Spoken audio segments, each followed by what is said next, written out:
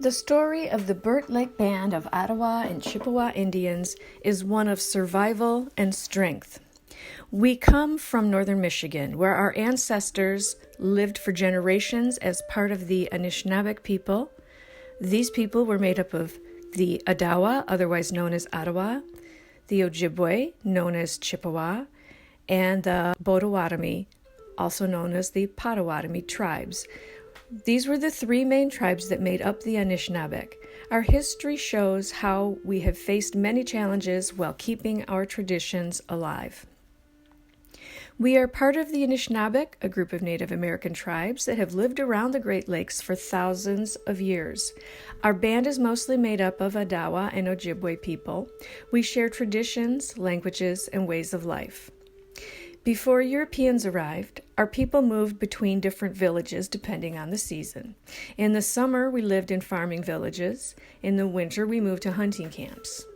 The Burt Lake area in Michigan was one of those important homelands. The forests, lakes, and rivers give us food, water, and materials to make homes and tools. The Burt Lake area is a lake large enough to support a large group of people, yet as an inland lake is well protected from harsh weather. When French fur traders came to the Great Lakes region in the 1600s, we started trading furs for goods like metal tools and blankets and fabrics. These new relationships brought both opportunities and problems as we tried to protect our lands and culture.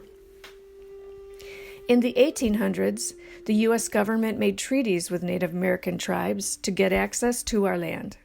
Our ancestors signed treaties like the Treaty of Washington in 1836 and the Treaty of Detroit in 1855. In these agreements, we gave up a lot of land but were promised money, education, health care, and small pieces of land called reservations where we could live in our way of life without being disturbed. However, the government often broke these promises.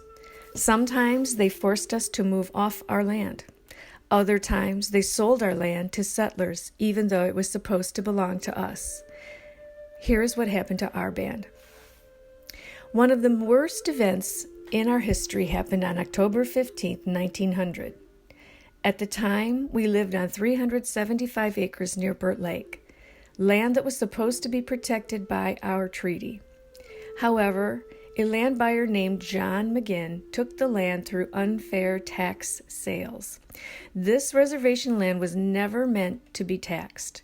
It was to be ours forever with no obligations to the local governments to pay taxes. McGinn tried to evict us from our land.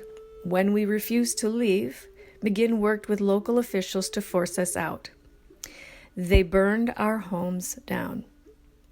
We were removed from our homes where we had to stand by and watch our homes burn to the ground. We had no choice but to move in with family or find shelters in nearby towns. This event, known as the Burt Lake Burnout, left us homeless and without land. Despite this, we stayed together and we worked to rebuild our lives. Even after the burnout, we did not lose our traditions or sense of community. We kept gathering for ceremonies, powwows, dances, and other cultural events. These gatherings helped us stay connected and taught younger generations about our history and way of life. The Catholic Church also played an important role in our community. Many of us were Catholic, a result of early interactions with French missionaries. Our community was very active with the Catholic Church, attending services which were often spoken in English and our language. The church also did much to destroy our way of life, as many of our children were sent to Indian boarding schools in Harbor Springs, where they were forbidden to speak the language, forced to dress in American clothing, and were often unable to see their families for many months at a time. They were taught shame for being Native American. This disrupted much of our culture, even to this day, as these children grew up without their culture and feeling ashamed of being who they were. We've not told our story to many non-Anishinaabe people because reactions to that history have been the base of mistreatment and discrimination over the years. Today, we are organized as the Burt Lake Band of Ottawa and Chippewa Indians, a group that works to support our members and preserve our culture. Our story is one of strength and survival. Despite losing our land and homes, we have worked to keep our culture alive and stay united. Our history shows how Native communities have faced unfair treatment but continue to fight for their rights. Learning about our story helps others understand the challenges Native Americans face and the importance of respecting our treaties and traditions. By remembering our history, people can support our efforts to justice and work toward a better future for all Indigenous peoples. Our journey is not over. Our determination is an inspiration and a reminder of the need to stand up for what is right. This video was made possible by a grant from Michigan Humanities. If you would like to learn more about the Burt Lake Band and our history, please go to burtlakeband.org to visit our website.